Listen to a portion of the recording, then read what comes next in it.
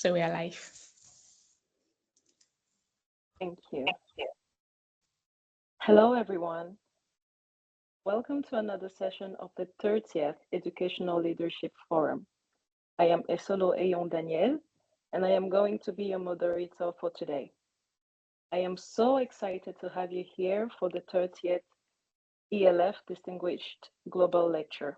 At every ELF being Educational Leadership Forum, at every event that we have, one of the major events is the Distinguished Global Lectures. Distinguished Global Lectures brings together leading voices from around the world, visionary leaders, seasoned experts, renowned academics, and thought leaders in education to deliver inspiring sessions on thought-provoking themes that drive our shared mission of transforming education for human and planetary flourishing. Please take a moment to introduce yourselves in the chat box. Let us know what your name is, what you do, and of course, where you're joining from, because we would love to know what part of the world you're in. Thank you for being here. Your commitment to growth and professional development is truly inspiring, and a big shout out to every educator joining us from around the world. Delivering the distinguished global lecture at this 30th ELF event themed Rethinking Civic and Citizenship Education is Dr. Karena Menzie-Ballantyne, who will be delivering a lecture on the topic Implementing and Measuring Citizenship Education for Inclusion and Success. I will repeat that because it's powerful. Implementing and measuring citizenship education for inclusion and success. It is therefore my pleasure to introduce today's expert speaker, as I previously mentioned, Dr. Karena Menzie-Ballantyne. Dr. Karena is a senior lecturer, but also a humanities and social sciences teacher-educator based at CQUniversity, Australia's in the Bundaberg campus. She has over two decades experience specializing in practically oriented, evidence-based research into education for local and global citizenship, global competence, and sustainable development in schools, tertiary sector, and in the nonprofit sector. Dr. Karena co-leads the Empower Global Education for Sustainable Futures Research Cluster. Let me say that again, please. Dr. Karena co-leads the Empower Global Education for Sustainable Futures Research Cluster, which includes academics, PhD and master's students from Australia, Indonesia, Pakistan, Bangladesh, and Malaysia, with the main aim of amplifying the voice and the research of the Asia Pacific region. Her recent research includes the Asia Pacific Roadmap to Implementing UNESCO Recommendation on Education for Peace.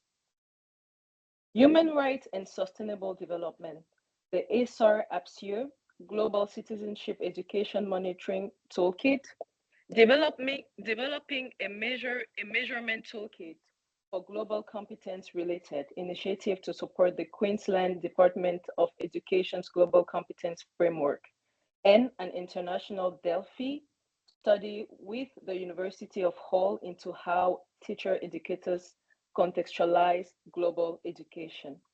With that, please let us give a warm welcome to Dr. Karena. The floor is now yours. You can clap, you can give a thumbs up. We have smiley, so please let's welcome Dr. Karena. Thank you so very much, Danielle. I'll just get my PowerPoint up here. There we go. You can see that now. Thank you very much. And thank you once again for giving me the honor of presenting this particular distinguished global lecture. I really do consider it an honour. I have followed the work and been part of, in some small way, the work of the Global Citizenship Foundation for a number of years now, and I really appreciate this opportunity. I'd like to begin today by acknowledging the traditional owners of the lands from which we are all joining today. Here, as Danielle mentioned, I am in a regional town in Queensland, Australia called Bundaberg, and the traditional owners of the lands here are the Tarablang, the Gurang, the Garangarang, the Bunda and the Balais people. So I pay my respects to their elders, past, present, and emerging, because we know that they hold the wisdom and stories of generations. And we hope that that wisdom travels with us today as we share this really important conversation. So, what's the conversation going to be about today? Well, here are the things that I'd like to take the opportunity to explore with you. First up, I want to have a little bit of a look at the way in which there is a bit of a worrying trend, in quite a big worrying trend, about civic identity being used to exclude rather than include. I also want to have a bit of a chat about how, as citizenship educators, we tend to get in the way of ourselves. And we get in our way through definitional debates, through educational silos, instead of really working together. I also want to jump on, which is a particular hobby horse of mine, I must admit. I want to talk about the way in which national and global citizenship education are complementary, not competing agendas. I want to share some of the research that I've been involved with and also some of the wonderful research that's starting to emerge from some of my PhD students about implementing citizenship initiatives. And then, as Danielle mentioned, I also want to have a bit of a chat about measuring these initiatives, because I feel that is a really under-researched area, and it's also an area that people see as quite problematic sometimes. And finally, why we need to, using an Australian expression, blow our own trumpets. As citizenship educators, as global citizenship educators particularly, often I found are incredibly humble people. They're very sharing, they're very giving, they're doing amazing things, but they're not very good at standing up and going, here, look what I'm doing. And sometimes we do need to do a little bit of that. We do need to do some showcasing so that we can see the wonderful pockets of excellence that is happening in this space that we call citizenship education. So let's first up talk about this thing called civic pride or civic identity, because it is so vitally important. Here in Australia, here in Queensland, where I live, we have the 2032 Olympics. So there's a lot of discussion around the Olympics and developing those stadiums and all the toing and froing about the logistics and the transports and the costs. But I know that when that moment in time comes, that Australian athlete stands up on the podium with that gold medal and the Australian flag goes up and the anthem starts to play, that all those Australians will either physically or emotionally be standing on that podium with them. And we know that's vitally important. That sense of belonging, that sense of who we are, and that shared responsibility, that shared sense of pride to a particular nation. So that's a really, really important thing. And in my comments that follow, I'm not in any way denigrating that idea of patriotism and national identity and national pride, because we know knowing where we come from, who we are, is a vitally important component of our well-being and our sense of self. But what does tend to be happening in a number of countries around the world in this post-truth era that we seem to be in is that national pride and the civic identity is being twisted. It's being skewed. And in some ways, I feel like it's almost being used as a weapon.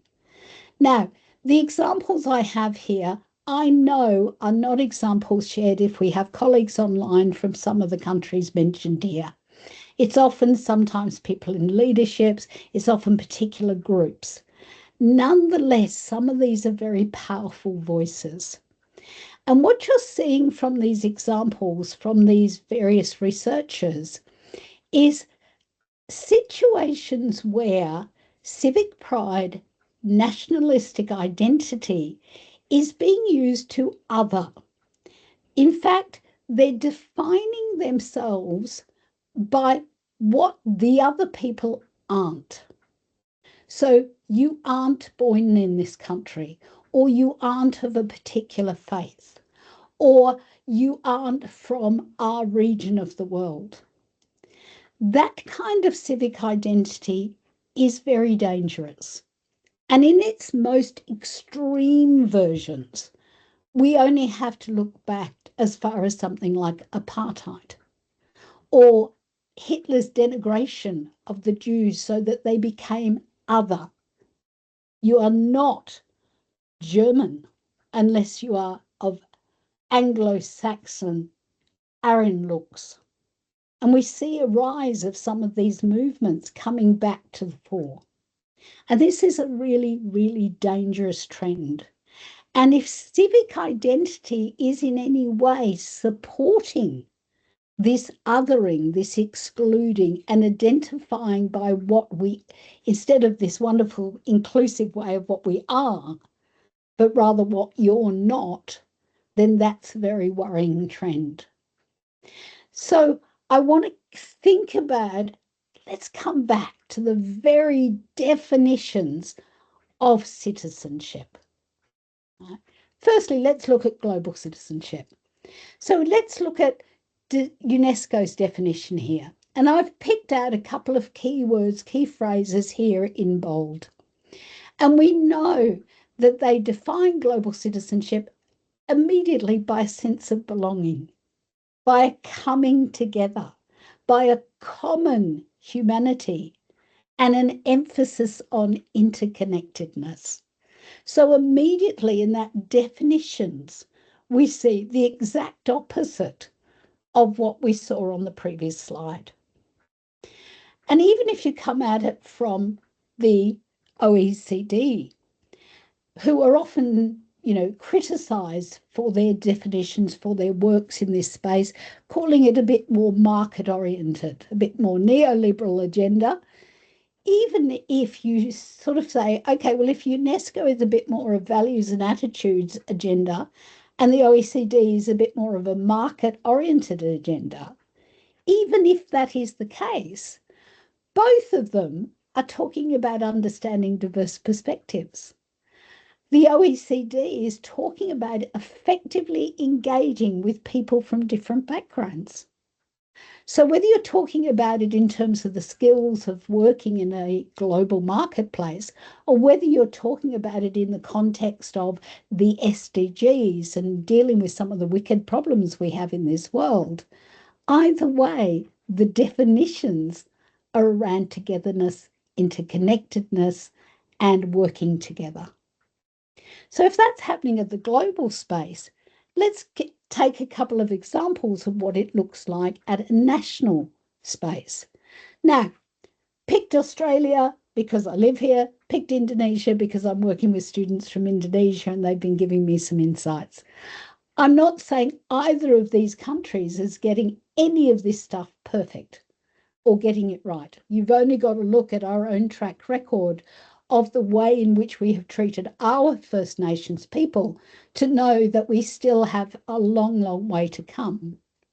What I'm talking about here, though, is the aspirational documents. And we know that we need those aspirations in order to be able to aspire to work towards. So if you want to become an Australian citizen, here are the sorts of values they say you need to have. You need to have respect for freedom and dignity of the individual. You need to value freedom of religion, speech, association. You need to think about equal opportunities for all people, regardless gender, sexual orientation, race, etc. And a very Australian expression, you need to believe in, value a fair go. You know, that whole idea of mateship, embracing everybody with mutual respect, compassion, and empathy. These are the aspirational values of this country. For comparative, let's look at Indonesia. Indonesia, a country with over, I think it's about 1,300 ethnic groups and over 300 languages. Now, you'd think that wouldn't work as a country, but they come together under, and my Bahasa, if there's anyone out there whose Bahasa is better than me, please feel free to pop it into a chat somewhere. But the English version is unity in diversity. So all of those ethnic groups, all of those languages coming together under the 5 principles of Pancasila. So talking about a just and civilized humanity, a democracy guided by inner wisdom, and social justice for all Indonesian peoples. So let's think about that for a minute. If respect and inclusion are written into the very definition of citizenship at both national and global levels, and if, as educators, it's our role to help students of all ages, and I'm talking here school students, early childhood, somebody like me working in the university sector, my colleagues down the hall in the vocational education sector, any students, it is our role as educators to build positive foundations, to help them to see our interconnections, and to feel that sense of identity and belonging. And to develop that overlap of knowledge, skills, values, attitudes, and actions that we need to effectively engage in our communities, whether they're local, national, global. So respect, inclusion is written into the definition. It's our job as educators to build this, and yet we have this incredibly worrying trend of division. That worrying trend of civic pride being used to other, of division by religion, division by race, division by political beliefs. So what's going wrong? And how, as citizenship educators, can we turn that around as we move towards the future? Well, one of the things that gets in our way is we spend too much time talking about who does what and where it sits. So because I was in Korea recently at the APSAU, UNESCO Asia Pacific Centre for Education for International Understanding, they run the most amazing global citizenship education conference every year. It's one of my favourite conferences to attend. And so because I was in Korea, I was wanting to kind of compare what's happening in Korea with what's happening here with curriculum in my own country. For those that don't know, here in Australia, we have what we call a 3-dimensional curriculum. So we have our key learning areas or subjects, but we also have 7 general capabilities and 3 cross-curriculum priorities.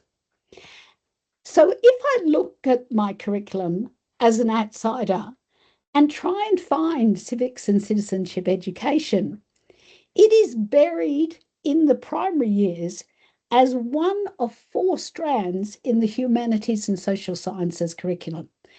And it is therefore allocated something like 18 hours an entire school year.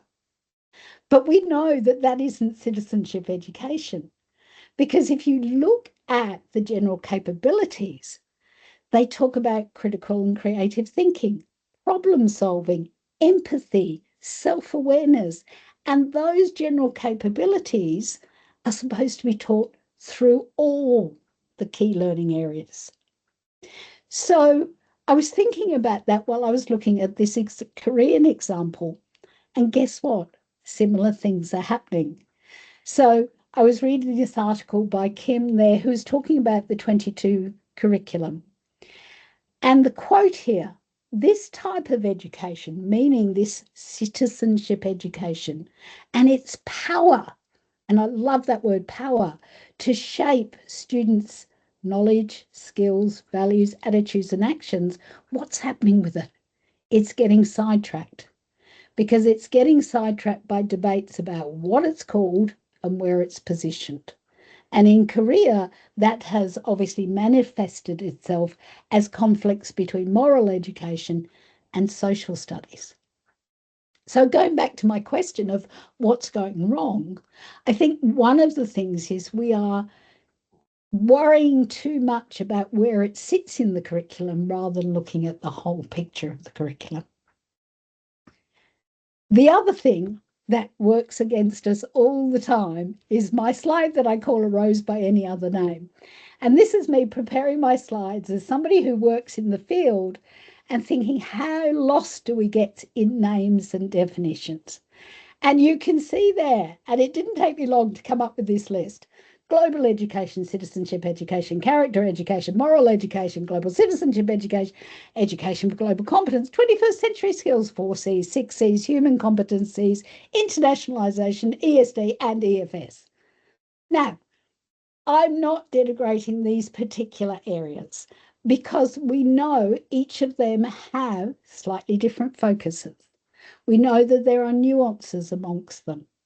However, if we keep looking at those as separate things, people are just going to go, that's way too hard. That's way too much. If I have to teach all of that, it's too hard. There's not enough hours in the day. So that's one of the things we have to think about is how confusing are we getting? And I want to give you an example of this. We had the pleasure of working with Professor Sarah Armstrong-Jones over at the University of Hull. And we thought, if we're going to get push past this definitional stuff, we need to look at where it might start. So we decided we need to go back to the initial teacher education. We need to look at what's being used in terms of terminology in that field. And is that spilling over into our classrooms? Because, as I say there, the research shows, and all of the teacher educators that we talk to know that you need effective training for teachers to be able to teach citizenship education, to teach the type of inclusive global education, but it's being hindered. It's not being systematically spread through all of our teacher education and teacher training because it's being hindered by a lack of clarity and a lack of credibility. And one of the substantial contributors to this is that variety of terminologies, each with its nuances and its perceived political or other intents. That's literally getting in the way of systemically including global education in our initial teacher training. So what we did is we thought, well, let's explore this a little bit further. And the way in which we did this was a Delphi study. Now, for those of you that don't know, a Delphi study involves an iterative process where you collect data from experts in the field, and then you go back to them with your findings and you go back a couple of times to make sure you've really got the story of what they're trying to tell you. And we very selectively picked 15 geographically diverse teacher educators: America, Europe, Malaysia, Australia, Africa, can't remember them all, but there was 15 regions. And all of these people had an international study standing and publications in the field of global education. So these were the people who really specialized in this field. And we thought, well, if they are having problems with terminology, then chances are people who are not so expert are truly going to be having problems. And what did we find from our Delphi study? Well, firstly, interestingly, we found that global citizenship education was the most commonly used term. We did find that they felt that the terminology needed to be explored to avoid oversimplification. But what they told us very strongly is there needed to be a balance between, for want of a better word, faffing around trying to define it and actually practically operationalizing it. The other very strong message that came through from the teacher depended on context. Now, to give you an example of what they meant by this, I can think in my own passage over the last 10 years, here in Australia, we have effectively two major political parties. We have a more conservative Liberal Party, and we have what would foundationally be a working class party, although some would argue it's lost its roots. But the Labor Party is more what would be seen as the left of the political spectrum. Under the Liberal government, I, as an educator in this field, would find myself using the term global competence because I knew that that marketability, that competence base would appeal to that Liberal government. Whereas now that we are back under a Labor government, I find myself going back to global citizenship. So you can see that that political context, and that was something that came through very strongly from the teacher educators, is depending where you're working, you need to think about what is the agenda that's happening in your context to make it work. But my favorite finding from the whole thing was it's not about the term you use. It's about establishing a common understanding around that term that's relevant to your context. So to me, this is our way to move forward.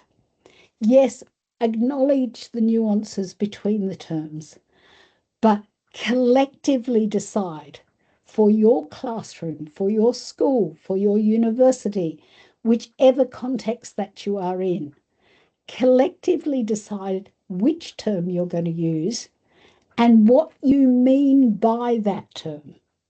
Because once you do that, you can move forward. So it's a really powerful way to push past the definitional debates and allow you to get down to, yes, but how do we teach this? How do we operationalize this? What can we do to make that really beautifully inclusive agenda that we want it to be? So let's go back to my Korean example for a comparative.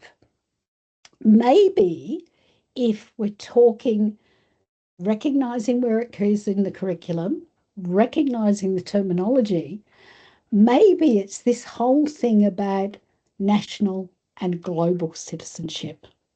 And this is a favorite little hobby horse of mine, I will be the first to confess, because people seem to think it's a binary that you either do that or you do that you can't be a national citizen, you can be a global citizen, vice versa. But we know from all of the theories that we can be multiple citizens at the same time. We are perfectly capable of having that cosmopolitan mentality that allows us to engage at all levels. So if we go back to my example of the 22 Korean curriculum, while these debates were going on about positioning democratic citizenship education, APSAU went in and did their global citizenship monitoring. And guess what they found? It wasn't here in the pocket of moral education or here in the pocket of citizenship education. It was in 31% of curriculum achievement standards across 16 subjects. So again, while those debates were going on, it was all allowing us to do that. I'm pausing for a moment, Danielle. I can't actually see the chat. So if there's anything important that you feel I should know, there's a comment cropping up. Very happy for you to come in and tell me. If not, we can jump in and have a look at those afterwards. All right, Dr. So, Karina. thank you. So here I'm sharing some work of my wonderful PhD students with their permission, because this so beautifully emphasizes what I'm talking about. And I love to listen. We were just talking prior to this presentation starting. So often when I work with my students, I learn so much from them. And I feel like, especially at my age and stage, that I need to sit back and defer to these wonderful young voices coming through. So Miss Basama is a Pakistani teacher, and she's doing her doctorate here with us at CQUniversity. And what MISPA did was she developed a code book of the language of global competence. And you can see some of the frameworks that she used for that: Global Cities Learning Outcomes, the PISA framework for Kerry and Gardner, Mansilla and Jackson, really well-known publications in the field. And through that, she created a code book of all the varieties of language around the knowledge, skills, values, and attitudes of global competence. And she used that code book to explore, and it took her some time. So I admire her dedication. Every single grade 5 textbook in Punjab, Pakistan. For those that don't know, she selected grade 5 because that was the final year of primary school. So she wanted to know what they were learning as they left their primary years.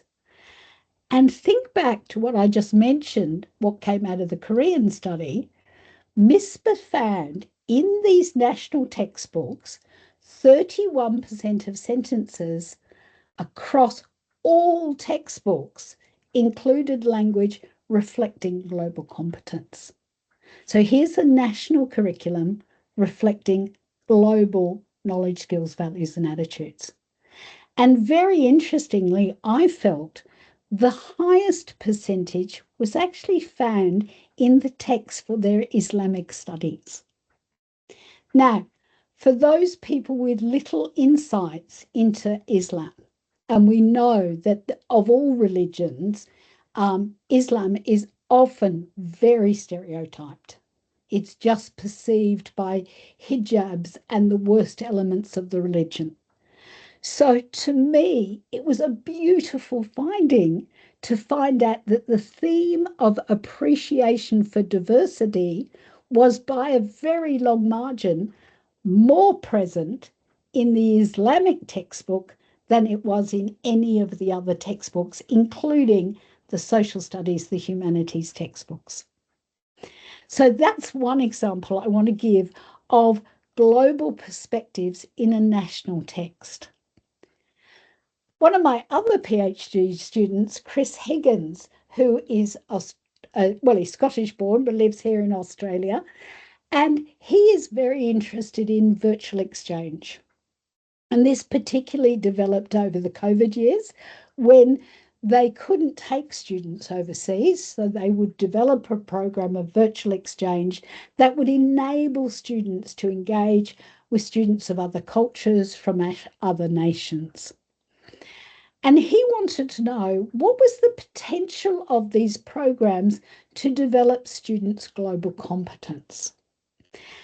What was really interesting in his findings, and there's many, many interesting findings, but I've just picked one that really emphasized the points again, is that yes, these programs built a lot of those wonderful global citizenship values and skills: respect, empathy, intercultural awareness, understanding, and communication.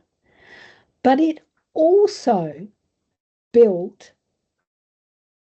students' awareness of their own country and their own culture, and it allowed them an opportunity and built their ability in being able to articulate that national identity to their international peers. So here is a program designed to foster global citizenship, global competence, where there is very strongly a message that is actually enhancing their national identity and their national pride.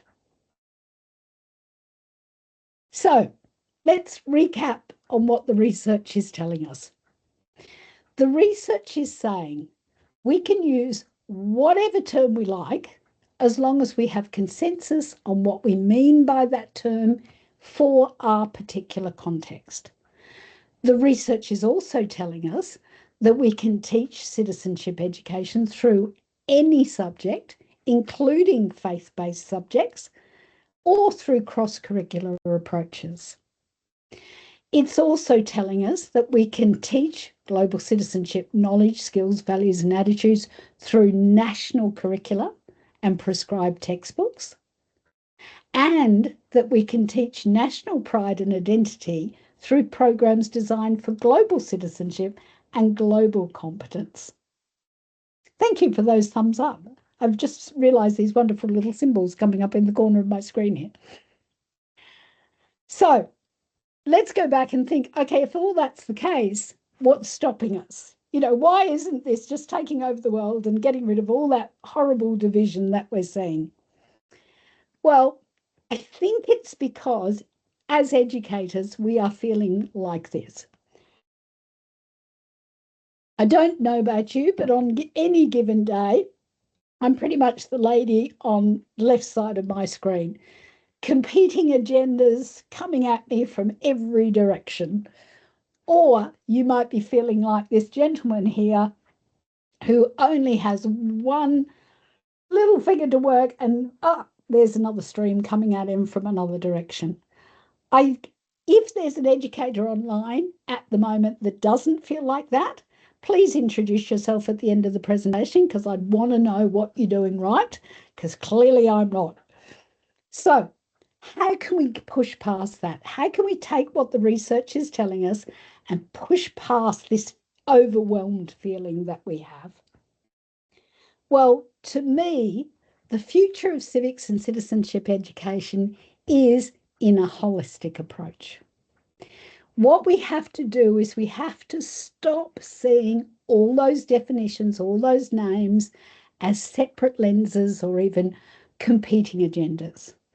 Social emotional learning, global citizenship, national citizenship, critical thinking, student well-being, these are actually all part of the same holistic agenda. If we build somebody's sense of belonging, guess what? Their sense of well-being improves. If we build their global citizenship knowledge and values, they can deal with the diversity within their own communities. So if we take that holistic approach, focusing on the whole person, then suddenly we have space, we have time, we can create curricula and pedagogies that are inclusive of all of these things that we're trying to achieve. And the exciting part about that is that we don't have to throw out the wisdom of the past or even our present curriculum. As MISPA's studies showed, there's global competence sitting in the Pakistani textbooks. We know it's sitting in the three-dimensional curricula here in Australia. It's not about throwing that out. We don't need new curricula. We don't need new political agendas. All we need to do is refocus what we already have. From the Minister for Education to the school leaders, the teachers, the vet teachers, let's get us all on the same page with this holistic approach, and suddenly we can move forward collectively. So I like to get practical. As Danielle said in my introduction, I am very much a practically oriented person. So if you came on board tonight trying to expect the next great theory, that's not me. But what I will give you is some practical advice that's come out of our research. Now, over a period of a couple of years, the wonderful Rachel Parker, and I was privileged to be a part of this team, worked with countries, it was Philippines, Laos, Korea, Australia, and they looked at global citizenship education and particularly the ways that we can help schools to embed it and to monitor it and achieve it. Now, I have put a It's got out of my head. Screenshot, what do you call it? That you can scan and you can actually go to the toolkit if you want to. I can't think of the name of it. Danielle, you might be able to help me. Thank you. Um, The code bar. I think that's the yes, name. yes. So if you want to put your cameras up to that, you can actually go to the website and find the toolkit there. Or feel free. We have email addresses that you can just ask me, and I'm very, very happy to send you links for it. So the idea of the toolkit is let's take a very abstract concept like global citizenship and let's make it more concrete. Let's do it in a way that's going to help and be practical for system leaders, school leaders, and teachers. And I'm just using this one because this is one I know.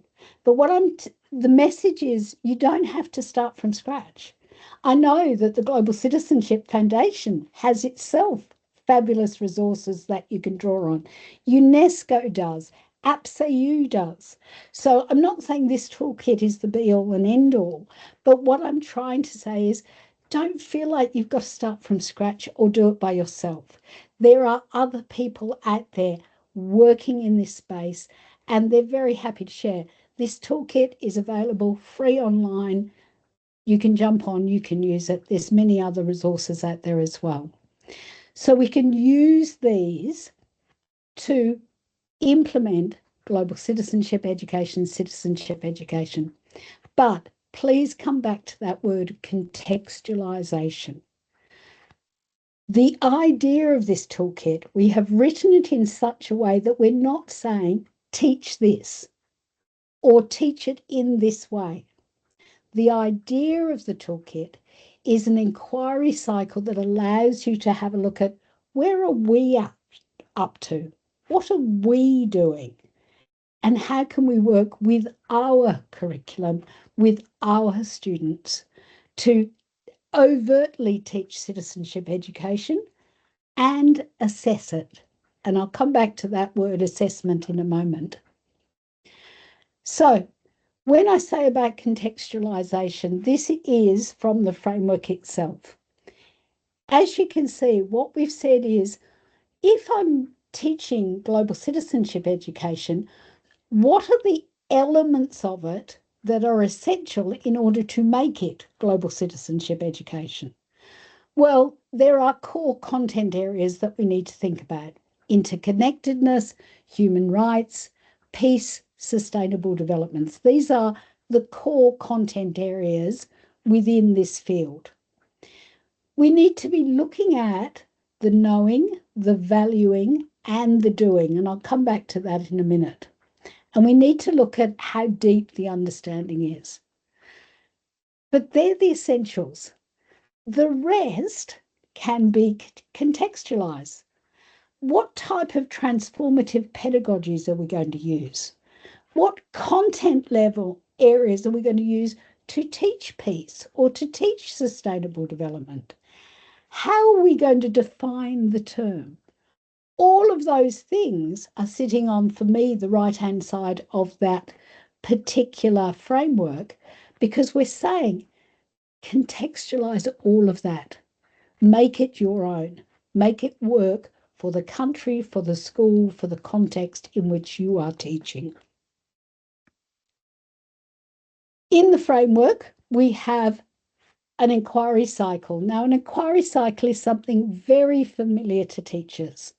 So the way the toolkit is set up is to help us to pose questions at each of those stages, from the discovery and the designing through to the reflecting and evaluating. And I'm happy to talk more about this toolkit at the end, or to share copies with it if that helps people.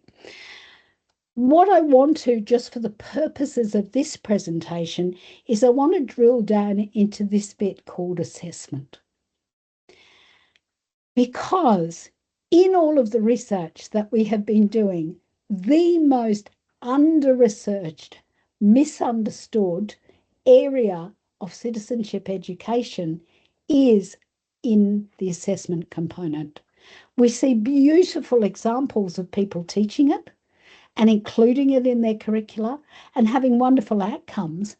But then they're working with either a standardized test, and so they think because citizenship attributes aren't in the standardized tests of their country, therefore it's not important. Or they perceive that this thing, especially when you start talking global citizenship, it's just too difficult. It's too difficult to measure. So we end up coming back and measuring things that are easy to, like civic knowledge. So let's, for starters, for the purposes of this presentation, but perhaps taking this thought home to your context as well, let's stop talking about assessment, because as Evelyn, one of the classroom teachers in our toolkit trial, she says, oh, you lost me at assessment, because when I hear the word assess, I think test. And so she didn't understand that the wonderful, rich conversations she was having with the students was actually a wonderful assessment. It was a wonderful measurement. But if you use the word assessment with teachers, they think, oh, what about the tests? This is what's on the exam. So I'm going to use the word measurement for that purpose. And I started calling it measuring impact for learning and success. So if that's what we want to do, we need to get the balance right. Now, we know that civic knowledge, understanding the way your country works, the laws of your country, the way their political system works, we know that civic knowledge is really important. And civics or civic knowledge is the easy part to measure. We have a national test here in Australia that's conducted every 3 years with a random sample of schools, and they test their civic knowledge. However, what they do is, in doing that, is they're only measuring a very small part of things. Because we know the civic knowledge, the knowledge and understanding component is just one. Where's the skills? Where are the values and attitudes? And interestingly, in that civics and citizenship test that we do, they also do a little survey with the students. And the most unsurprising result comes out every single year, that the students who are engaged in one or more citizenship activity do better on the civics test. Now, that was the most fundamental finding that didn't surprise anybody whatsoever, because we learn by doing. So if we're doing it, we're going to understand it better. So we need to measure more than one small component. However, you may know the expression, how do we eat an elephant? Well, one piece at a time. So what we've got to also do is not just measure one small component, but by the same token, let's not try and eat the whole elephant in one go. You only have to ask the OECD as to how complex it is to try and measure global competence or global citizenship as a whole. So when we are implementing this in our contexts, what we need to do is we need to think about which bit are we developing this particular time. Because we know that these national citizenship, global citizenship, whichever areas we're looking at, these are really complex concepts that comprise multiple attributes. So what we need to do is we need to break it down. In the same way that you do not try and assess an entire year's curriculum in your first term of teaching, we need to think, okay, this particular term or this particular semester, which bit of knowledge, which particular skill am I really looking at this time? Because if we do that in the planning phase, then, okay, next term we can build on it and build on it and build on it. It makes it much more manageable. So, glass of water in hand. Let's think about for a moment, why do we measure? Well, let's think for a moment, because we know that measuring the impact of an initiative is not just students. It might be the initiative we're trying to do is we are trying to get more teachers to embed more global perspectives within their unit plans. Or it might be that we're trying to bring our community, our wonderful, diverse community, more into our school and get our students more out and engaging with the variety of people out in their neighbourhood. So that's what I'm talking about it as an initiative. So we want to measure the impact of that initiative because we want to know, did it work? What made it work? And this is really important, what made it work if we want to replicate it? What were the conditions that made it successful if it was? How can we replicate that? And also, how can we report and celebrate our successes? Now, this is where I come back to my point about sometimes we need our wonderful citizenship educators, our global citizenship educators, to get a little bit of ego.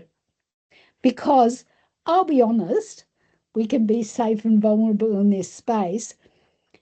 When I was offered the honor of presenting this information, presenting this session tonight, my first thought was, who wants to listen to me for an hour?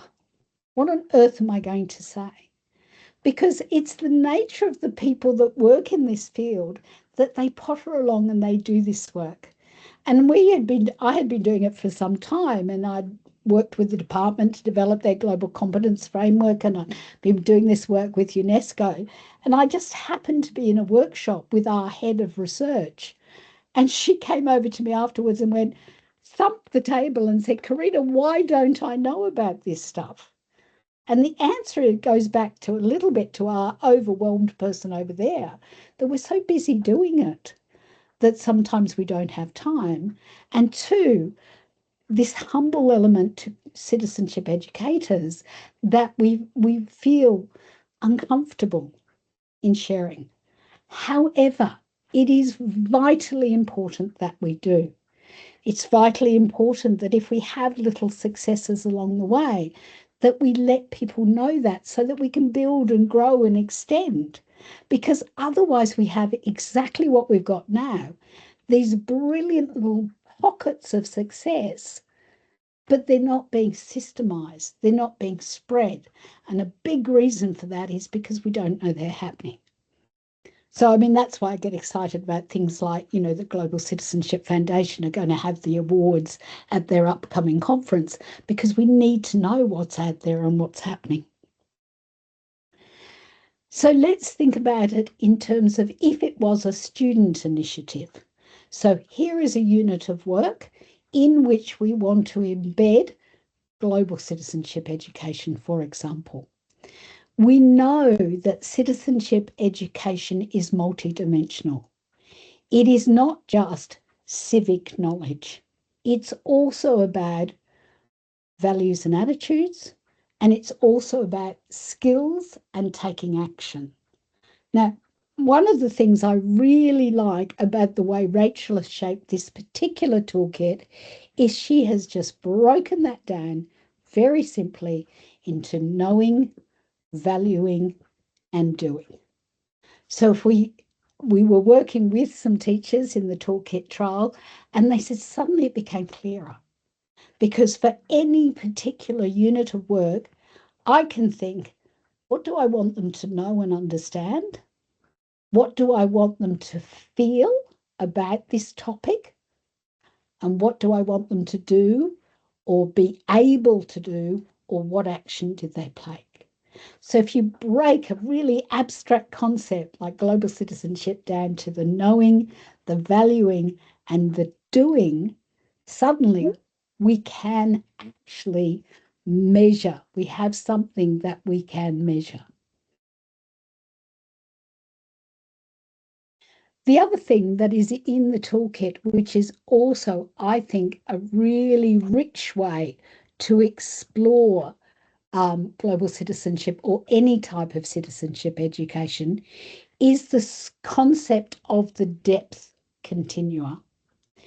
What we mean by that is that we can do global citizenship education. We can embed some global perspectives into our classroom or some citizenship concepts.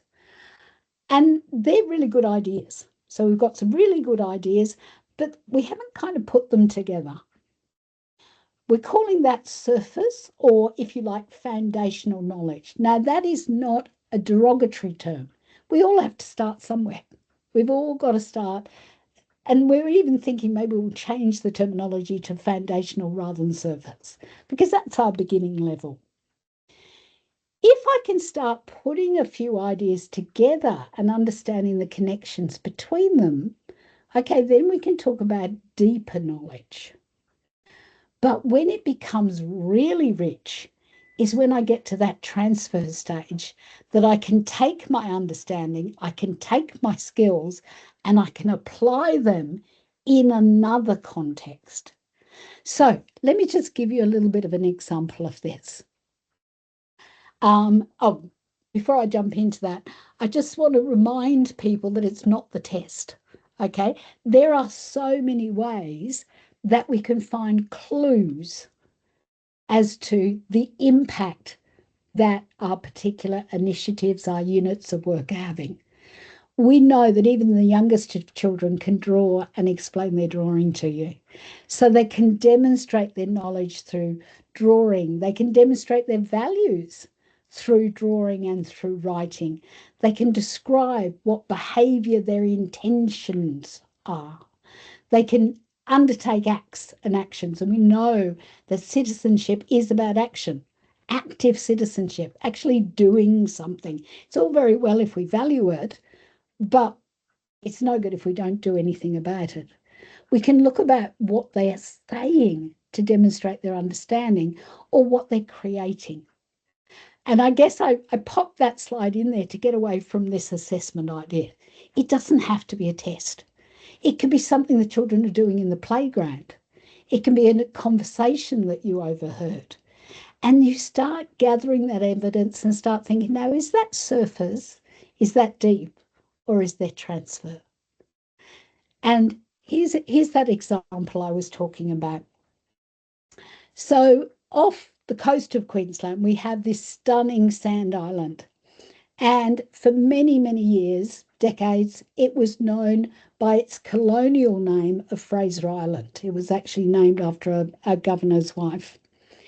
And so many, many years of negotiations with the traditional owners, the Butchulla people, they finally got recognition, and the island's name was changed back to its traditional name of Gari, which is what it's known as now. Now, there were students at a school in the local area were taught about this name change, and they understood that Fraser Island was now called Gari, and they understood that this was the traditional name of the area and that it was important to the Bachelor people that their island was called by its traditional name. So I'm calling that surface. That's a surface understanding. When it moved deep, and here's where I come in about this measurement thing, because I was actually telling the teachers, are you recording this? Are you measuring this? Because the teachers began to notice that if visitors came to the school and said something like, I've just been to Fraser Island, the students would actually correct them. And they would explain to the visitor that using Gari was more respectful to the traditional owners because it acknowledged their connection to country, their connection to lands. So to me, that's a deep understanding. What the teachers are going to try and do in the coming term, and this is an interesting one, we're going to go back and visit them and see if it worked, is apparently there's an ongoing, a really bad litter problem in the school. And they've tried all sorts of ways to encourage the children to put their litter in the right place. What the teachers now wondering if they could take this respect for country and transfer it to encourage the students to be more considerate of their own country, of their own lands, as in their school grounds. So that'll be a really interesting thing. And we're going to go back and visit them in term 4 to see how that's gone. So let's wrap up what we've talked about today, because it's enough of my talking and I'm very keen to hear your perspectives on it all. So basically, educators here online or listening to this recorder later, we know that the future of citizenship education is in our hands. No pressure, but it is. It sits with us. And if we want to get rid of this very divisive agenda that I mentioned at the start of this presentation, we need to take on that responsibility. We need to take on that role, and we need to work together. The things to remember, if you are feeling pressured by that, the things to remember, and I'd like you to take away from my presentation today, is it's already in our curriculum. It's already in our textbooks. In other words, we already have a mandate to do it. We don't have to go and ask somebody's permission. We don't have to think, oh, I'm doing something outside the box. It's already there. We know now that we can call it whatever we like, as long as we agree on that definition and it's an appropriate definition for our context. We know that we both can and should contextualize citizenship education to what works in our country, in our school, in our university, wherever we're placed. We know that it's possible to teach national identity and citizenship and global citizenship at the same time, that those two agendas actually complement each other. We know from the research that I've been sharing with you today that it is possible to break down an abstract concept like citizenship, like global or local citizenship, and measure it in terms of the knowing, the valuing, and doing in very practical ways. And we can actually track the growth of it from foundational or surface level through to transfer. But we must. The only way that this is going to work is if we think about it holistically, and we need to do it together. We need to do it together as a collective of educators. We need to do it together in a way that includes, not excludes. And I like to just finish off with one of my favourite ever quotes from Margaret Mead when we talk about citizenship, is to never doubt that a small group of thoughtful, committed citizens can change the world. Indeed, it's the only thing that ever has. And I'm seeing that wonderful, committed group of citizens here on this screen today. Thank you, Danielle. I'm going to hand back over to you, and then we can perhaps start having a little bit of a conversation here. And this is the space for questions, for comments. But what I'd like to remind you in moving into this part of our presentation is I always like to say that we play in both a safe and a brave space. And that's what this is here today. You might be a pre-service teacher, you might be a tenured professor. In this space, your voice is equal. So please take risks, ask silly questions, acknowledge and respect our different perspectives, and feel comfortable to respectfully challenge me or somebody else. And if you make a mistake, which we do, sometimes we tread on toes, we say the wrong thing, just reflect and repair. That's fine. Thank you so much for listening to me. I'm going to stop sharing so I can see your faces and see the chat. And let's see if we can have a conversation about some of these things. Thank you. Thank you so much, Dr. Karina, for such an insightful session. Honestly, my mind is completely blown by the amount of knowledge that you shared with us today. And something that really stood out for me is when you spoke about global citizenship and how we can attend or how we can reach or make this happen in classrooms, whether it being traditional classrooms or the modern classrooms that we now have, whether it's being on digital platforms. You said something at the different points, and there was one you said we have to build a positive foundation. We have to build interconnectedness, we need to have, or to a sense of identity and belonging. And the last point, I didn't quite catch that till the end because you moved past the slide, but you said something about developing, like creating a connection between knowledge, skills, and attitude and value attitude, something like that. So these would be the main things that stood out for me. Like there are many more things that I would like to talk about, but I will give the space because we're entering, as you rightly said, into the Q&A session. So please, thank you so much for being here. Now it's time for you to talk to Dr. Karena. Let's talk about what she shared today. And if you have anything to add to the conversation, you have the floor. We're going to take two people, so you can open your mic, you can turn on your mic, and if you're also okay with turning on your camera, that would be nice. It's always good to put a face to the voice. And for others, we're going to take questions from the chat box. Thank you. And I noticed that there is one question sitting there at the moment. For those that can or can't see the chat, it's given the complexity of global competence and citizenship attributes, what strategies would you recommend for integrating assessment of these skills into everyday classroom practice without overwhelming the teachers or the students? So to me, the answer to that is to think in terms of having, so if I think in my head, I see an assessment rubric. And so I might want to be exploring with my students their understanding, for example, of deforestation. So we might be looking for knowledge and understanding, and by doing that, we would be addressing some of the curriculum for example, my geography curriculum. So if I think of my assessment rubric, and if you could visualize in your head, down one side, I have what am I measuring? And across the page, depending on how you work in your context, say, for example, I have a scale from A to E, where A is excellent, E is perhaps a failure, C is probably a pass level.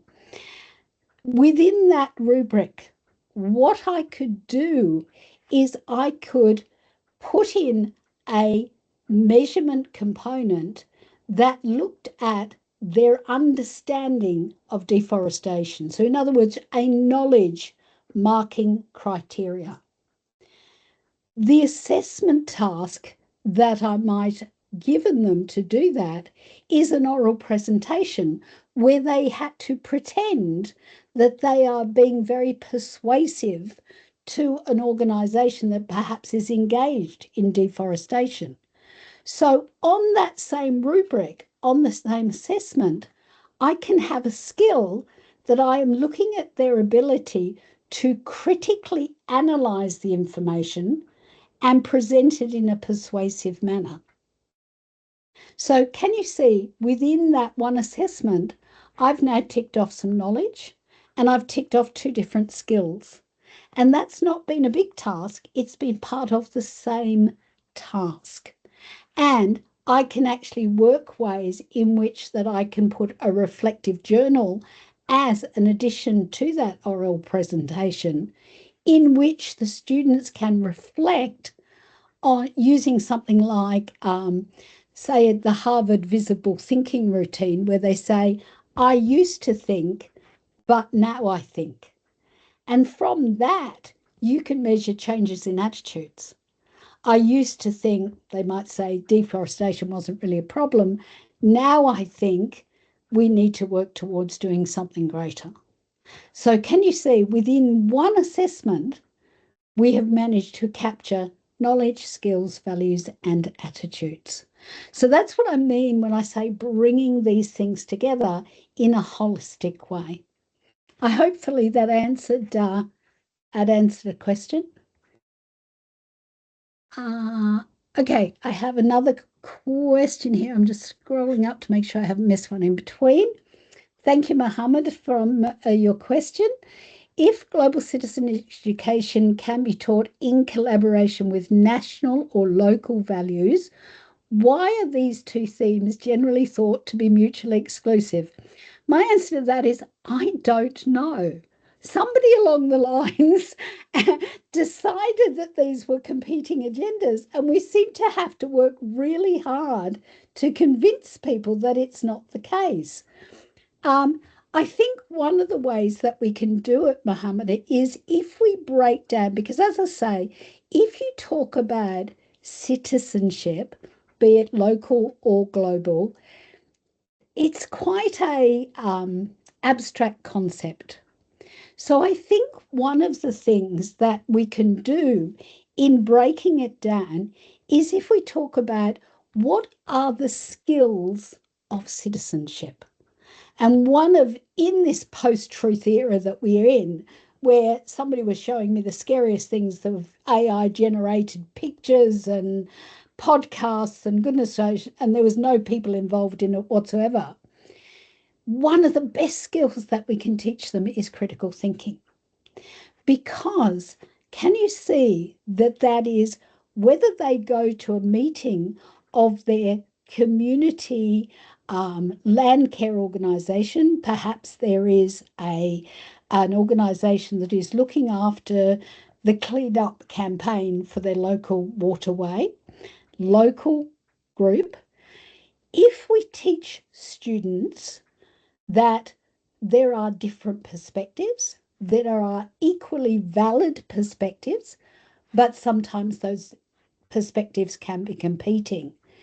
If we teach them about perspective taking, if we teach them about understanding critically what we are reading, what we are hearing, what we are seeing, we can then show students that that could happen in a local context, in a national context, or in a global context.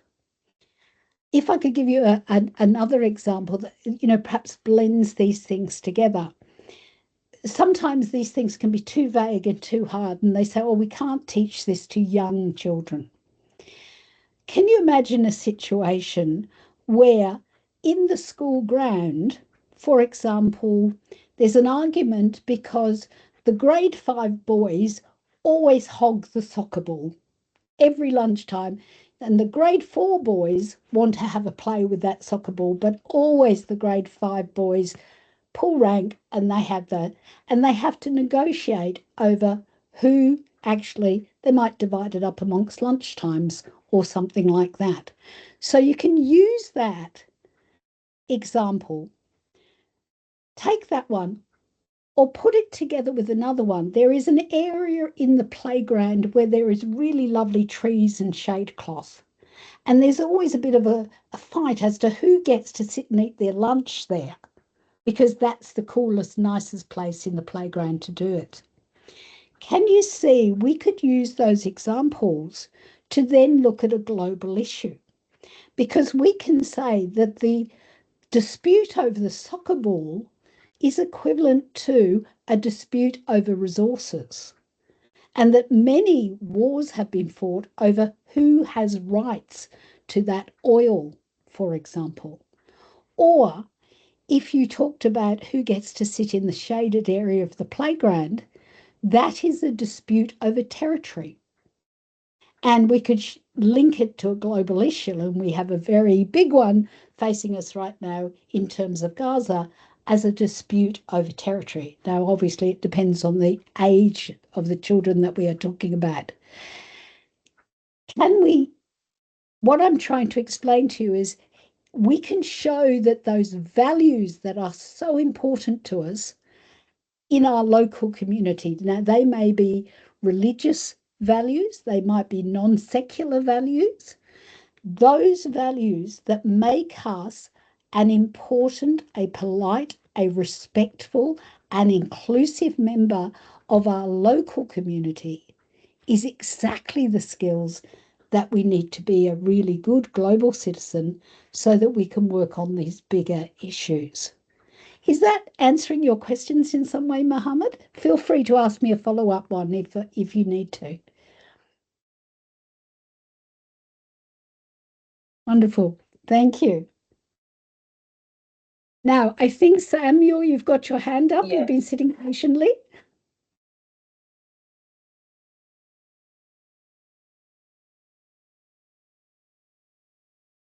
Can we hear Samuel?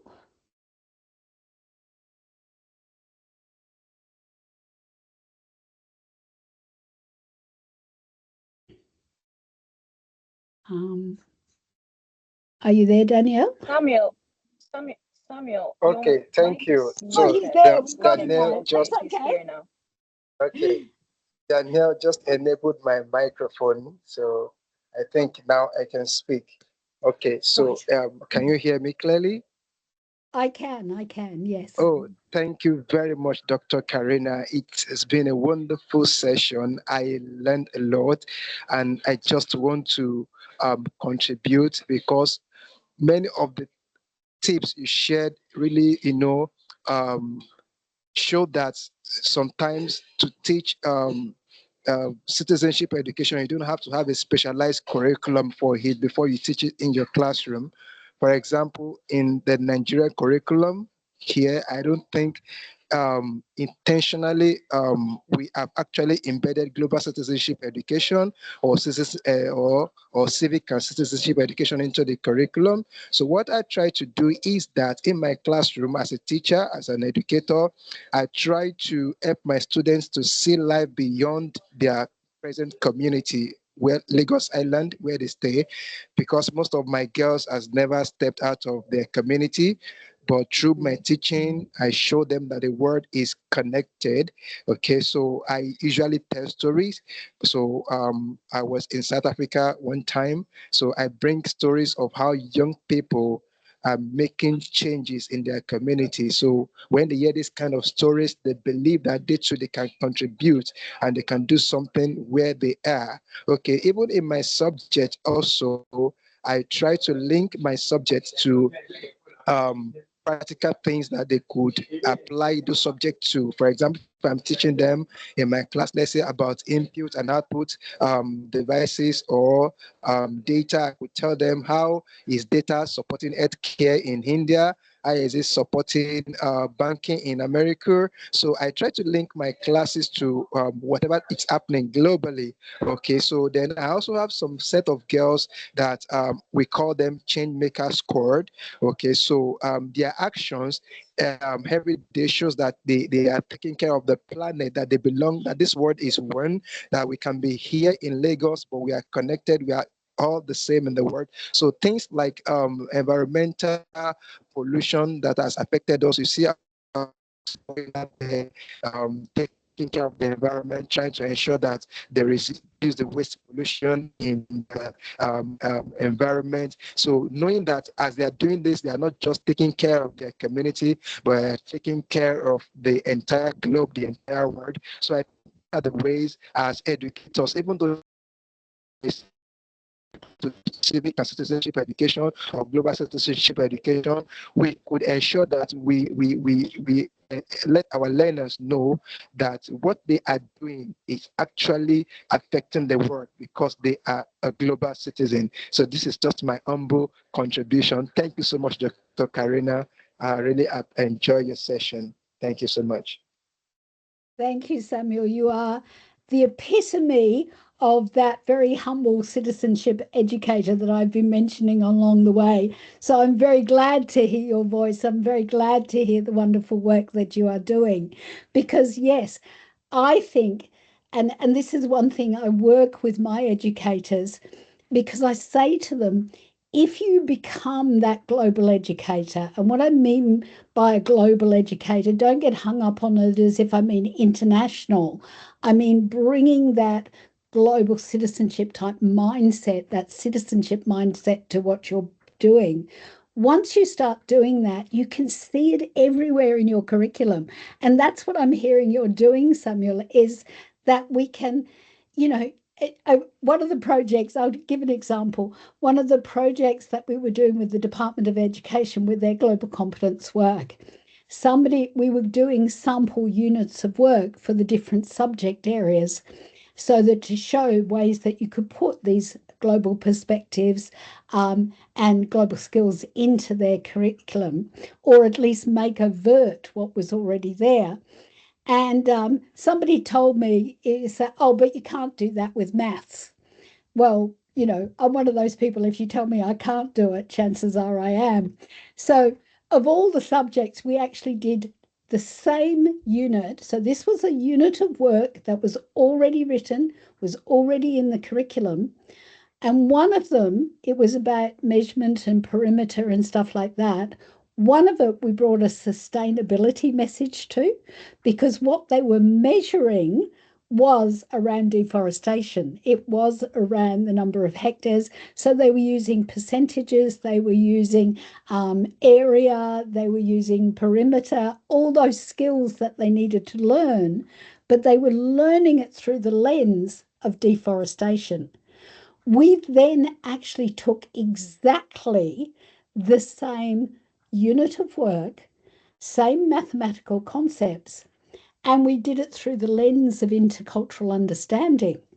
And we actually tracked the concepts back to many of the Muslim states, where a lot of these concepts originally came from. And we were talking about some of the Islamic mathematicians who have fed into the mathematics curriculum that we use in Australia today. So here was a unit of work that they told me I can't do. You know, so that's one point I want to pick up on what you said, Samuel, because I think that's a really important one, is like the example from Korea, don't wait until they've got a label on it that says, here is citizenship education. Come at your curriculum, come up to your pedagogies with that global educator mindset, and you'd be amazed where you can find opportunities. A friend of mine said he was even writing his behavior management plan, and he said, Karena, get out of my head, because he was actually reframing it through that kind of lens with things as simple as, if children were littering, or they were being wasteful with the lunch that their parents had so carefully packed, they brought it to school, and they were going to upend, you know, this lunchbox into the rubbish bin, or even not into the rubbish bin. He used that as a teachable moment to talk about food sustainability, and to do a little exercise where you have the global apple and you cut up the apple and you end up with 1/32 of the peel, and that's how much arid land we have to grow crops on. And he actually took this moment and he said, and look what you're throwing away. So, you know, that teachable moment that you actually turn it around and bring it from that global perspective.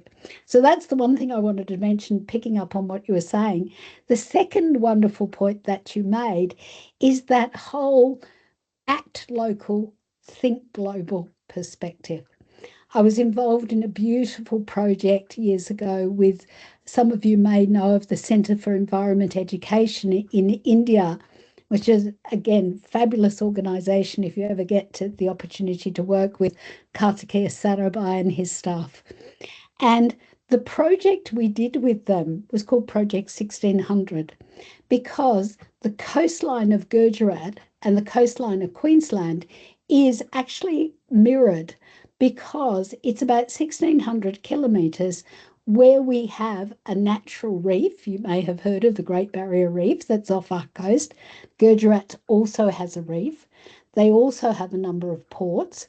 We even have species of birds that fly from Queensland to Gujarat and beyond, and vice versa.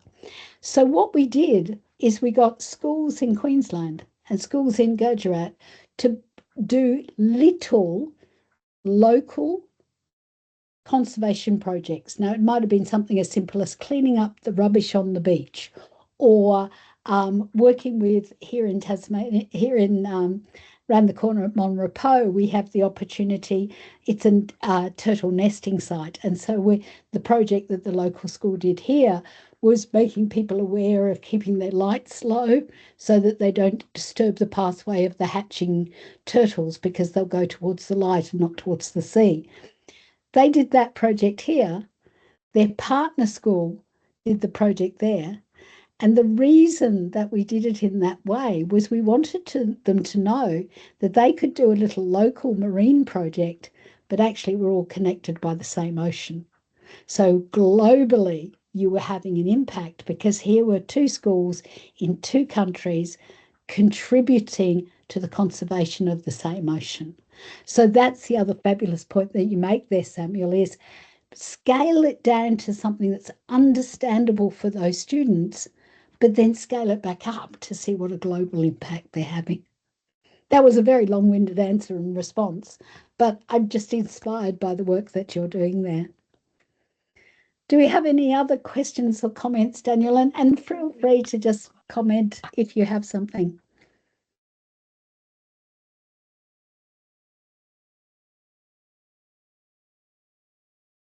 All right, I think we don't have any more questions at this moment. We also check the chat box. No, nothing new. So we have 5 minutes left. Actually, no, we have more. So if you have any more questions, okay, I think we have a question that just came in. How does it feel to dedicate your life to education? Jyoti, I hope I'm pronouncing your name right. It feels like an honor and a privilege. I'm actually getting to the age and stage that, not next year, but the year after, it's probably time for me to retire and step back to younger voices. But for me, Jyoti, I could just keep going every day because I work with passionate educators like yourself. And that's what you turn on the news, you see gloom and doom, you think the whole world is just going off the rails. And then I have a session like this, or I work with, I've done work with the SDG4 youth organisation with UNESCO, or I walk into a classroom and see one of my pre-service teachers doing a beautifully inclusive lesson, and it just energizes you and it inspires you. And when you turn on the news, you go, yes, but that's not what the world's like. The world is like what I am seeing in my classrooms every day, and what you guys are no doubt seeing too. Because it's not sensational, it doesn't get on the evening news, but we have to remember that that is the majority of the population. What we're seeing in those classrooms, what I'm seeing on this screen today, is what we're doing. So please, please, please, it is my honour to be a part of you. Please keep working in this important space. You are making a difference. I know there's days it doesn't feel like it, but there are days that you are making a wonderful, wonderful distance. Keep going. Thank you so much. Thank you. Thank you so much, Dr. Karina. Honestly, you delivered a wonderful, wonderful session. We thank you for that. We thank you, all the participants, for your participation. Thank you for the questions that you asked, as it allowed most of us to even dive in a little bit deeper while Dr. Karina was answering.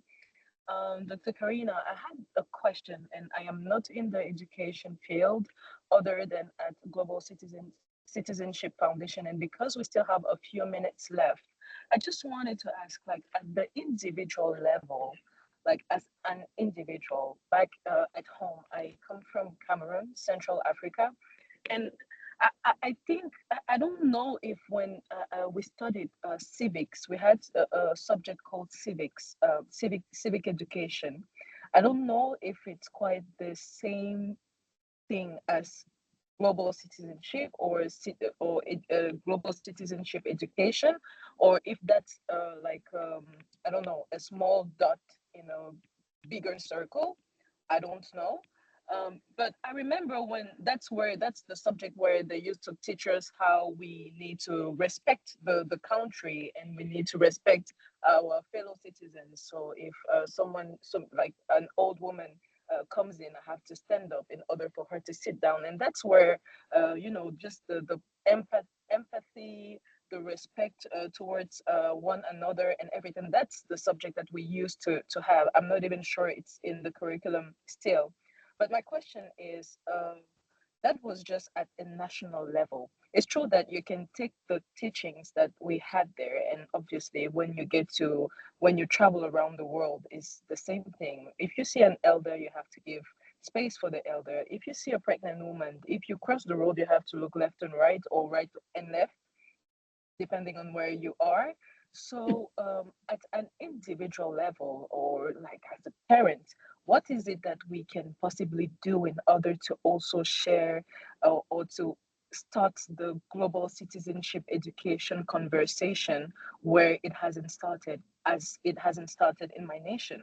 Or maybe it's there and nobody actually says this is it.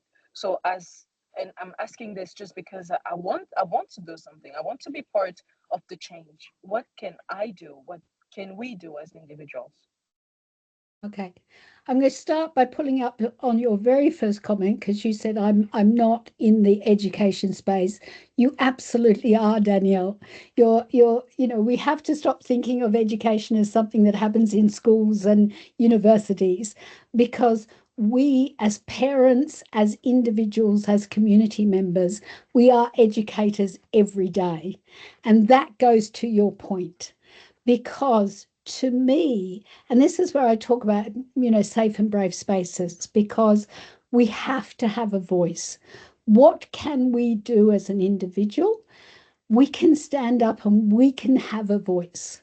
So, for example, in those circumstances where you do see something that, instead of just letting that comment go because somebody's making a bit of a joke and it's a bit of a racist joke, instead of standing, and being that bystander, we can step up and we can educate in that moment in time, because it's so important that if you role model it today, somebody role models it tomorrow, we expand that circle.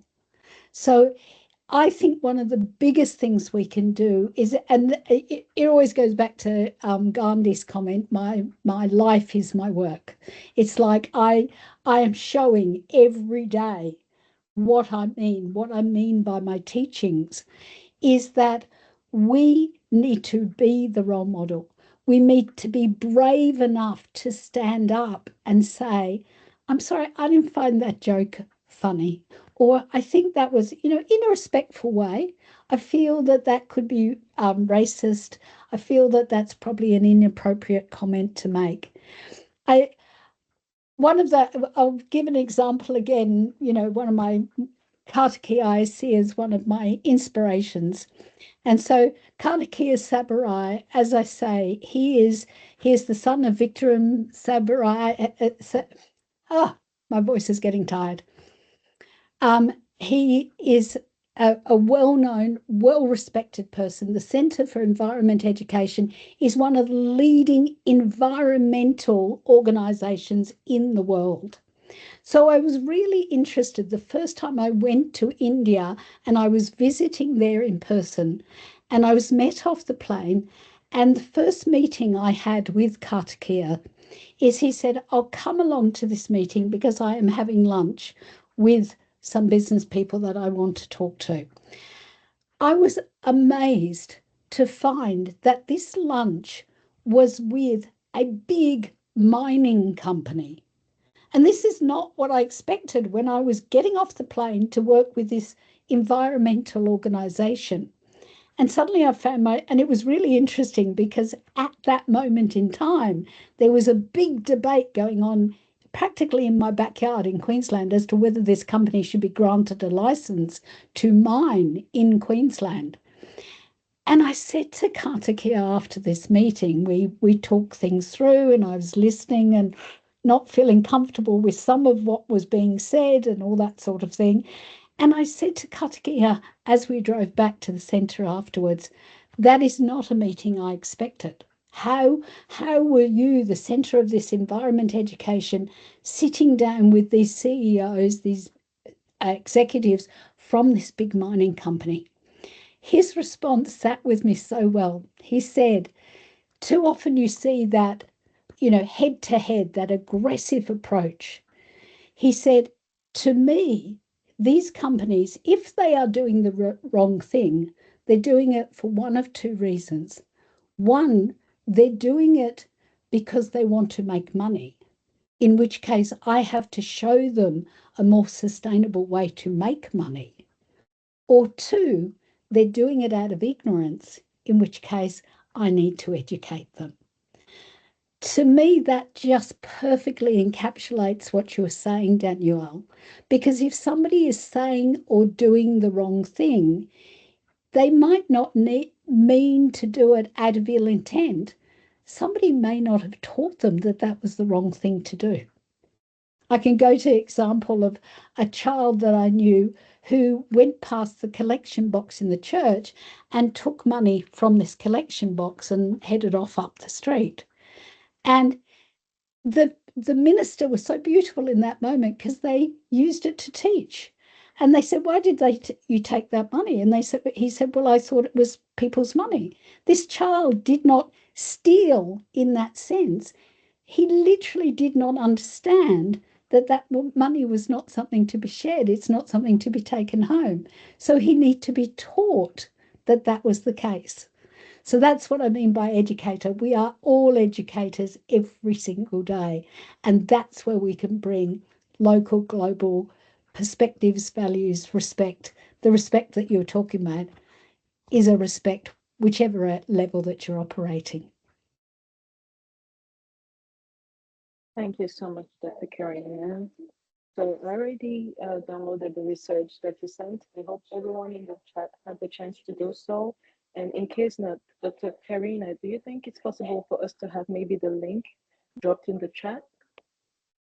The link to the toolkit, is that what you're talking about? No, I'm talking about the code that we were supposed to send in order to be able to access the research. Oh, okay. Yes. Yes. For the toolkit. So that yes, so that Yes, everybody yes. can have access to it because people came after the slide. Okay. Yes. Thank you. I'll We put it in honestly there. hope. Thank you. We hope this session has left you feeling inspired and equipped with actionable strategies on rethinking civics and citizenship education in your classroom and the world as a whole. Before we wrap up, let's stay connected, please. Ensure to follow Dr. Karina on her social media platforms. You can find her on LinkedIn. Please go on LinkedIn and find her. And please also register for our upcoming workshop session, which will feature Professor Douglas Bourne, who will wrap up this forum event with the session titled A Pedagogy of Hope for Global Citizenship Education.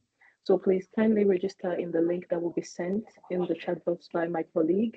And thank you so much. Join our LinkedIn community. We are on all social media platforms, LinkedIn, Twitter, Instagram, because we also sometimes share, the evolution that we have, the events that we have in the organization and everything.